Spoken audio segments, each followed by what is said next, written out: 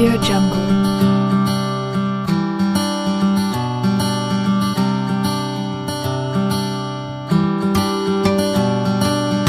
Audio Jungle.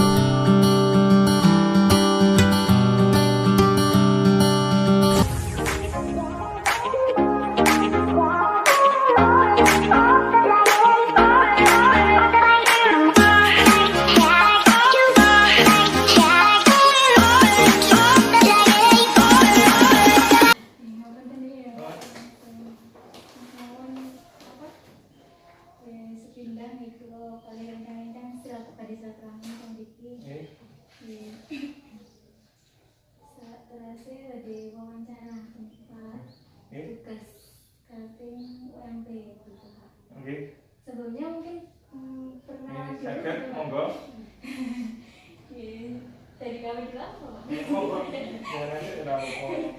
Oh iya, kalau saya itu namanya Siti Saktiawa. Siti, ya panggilannya? Biasa dipanggil Siti. Biasanya tak diambil tangan Siti mbak. Biasanya Siti Fauzia. Panggilannya nggak Siva, kadang Siva. Oh bukti dan ini sebagai Siti Kamila, panggilannya Tika. Itulah tadi. Malah iya lah. Gimana mau dengan sama. Nanti Siti angkat banget. Jadi Ferry di Alani. Pak yang terus. Irfan kita ini. Ini kalau sarannya di sekelas. Sekelas ya. Oke, makasih atas kehadirannya di SD Negeri Panurejo untuk melakukan kegiatan wawancara melengkapi tugas kuliah mata kuliah pun enggak Pendidikan inklusi. Pendidikan inklusi ya dari SD Panurejo. Selamat datang. Insya Allah siap untuk memberikan informasi yang dibutuhkan. Monggo untuk wawancara. Nama saya Edi Resmanto, biasa Edi Resmanto.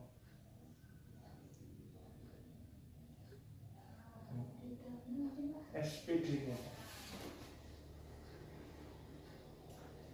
Di sekolah sini Pak, jabatan Bapak sebagai Guru kelas 5.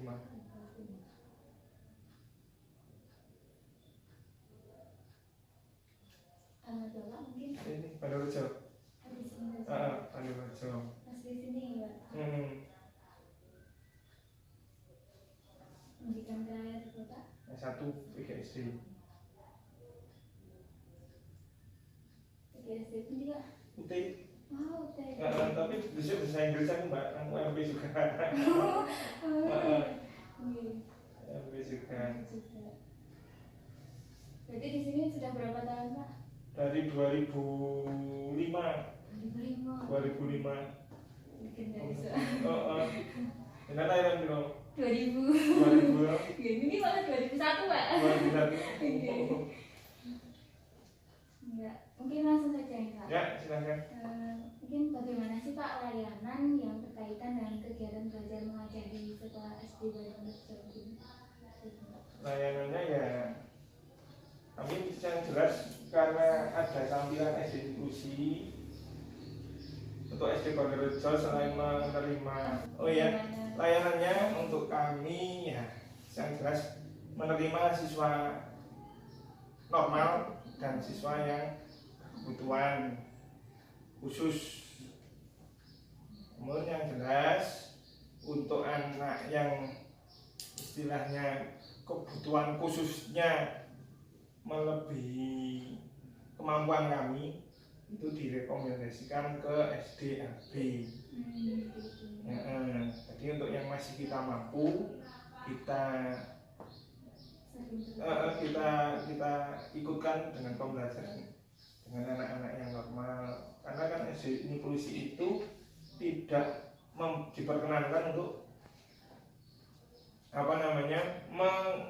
eksklusifkan anak tersebut sehingga anak tersebut jadi minder dan sebagainya. Saya punya kekhususan, jadi saya dipisah dan sebagainya kan tidak boleh. Tetap kita kita samakan dengan apa siswa normal, namun kita beri perhatian khusus.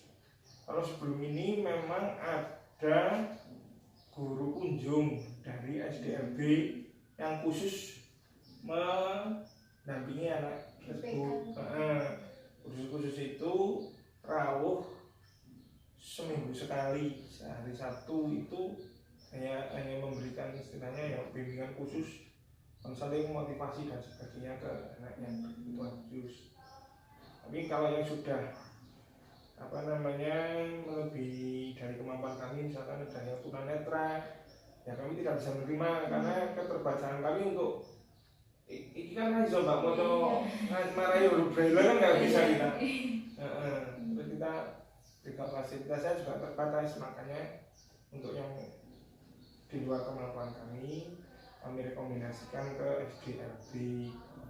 Purworejo ada 4 SDLB negeri di Cangkrep, kemudian SDLB Muhammadiyah Purworejo, kemudian di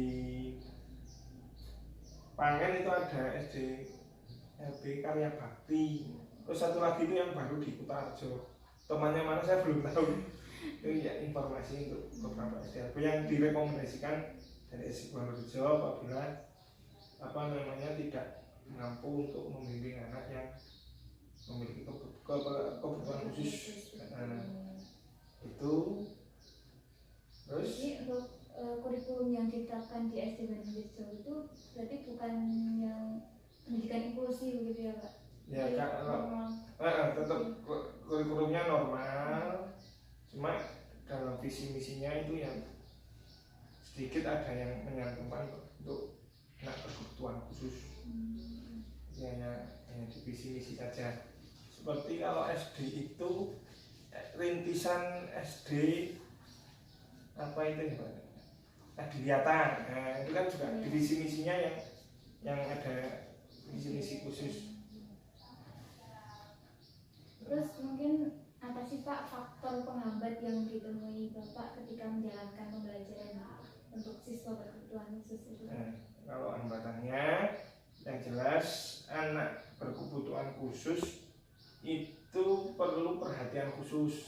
Sementara kalau kita hanya fokus pada anak berkebutuhan khusus, otomatis anak yang normal akan terabaikan. Nah, ini kesulitan kita adalah bagaimana menyeimbangkan untuk anak yang normal bisa belajar dengan wajar dan anak yang berkebutuhan khusus juga bisa mengikuti seperti anak normal.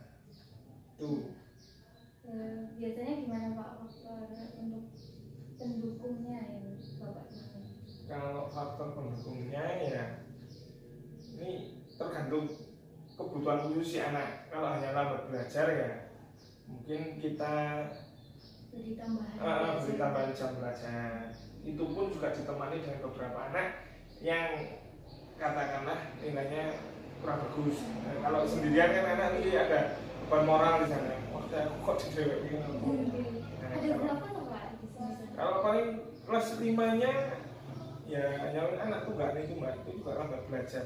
Tidak sampai kebutuhan khusus yang sampai masih ringan.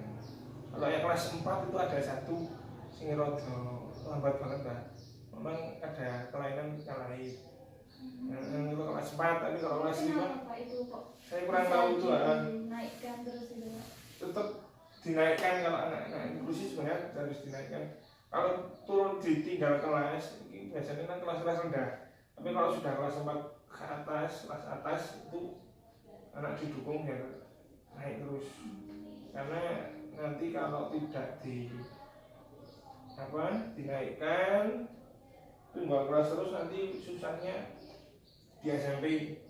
Karena di SMP kan ada umur batasan umur untuk masuk SMP, jadi kasihan nanti kalau dia lama tinggal kelas.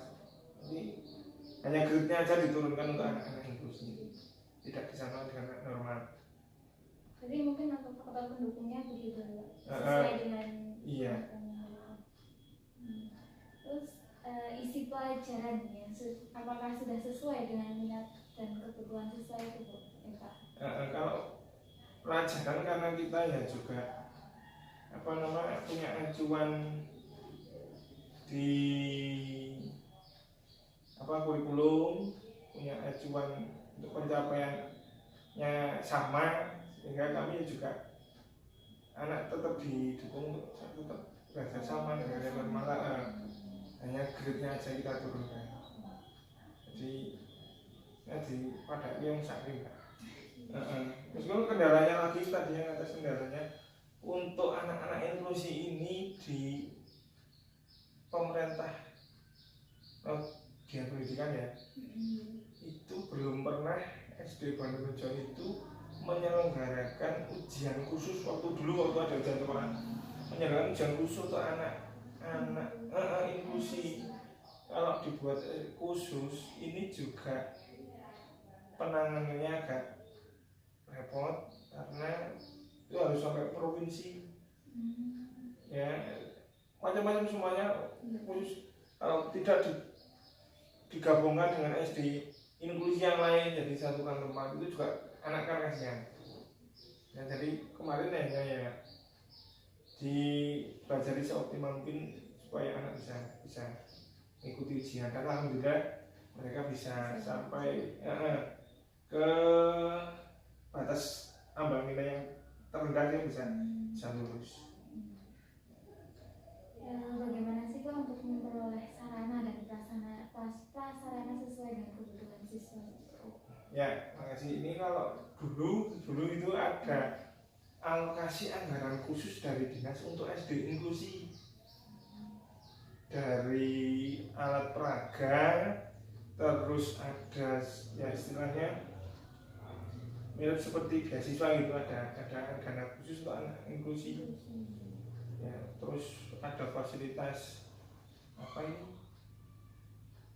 macam-macam termasuk proyektor, terus alat peraga dan lain-lain itu ada dari dinas ada. Namun beberapa tahun terakhir ini tidak ada yang kami sayangkan sekali, kurang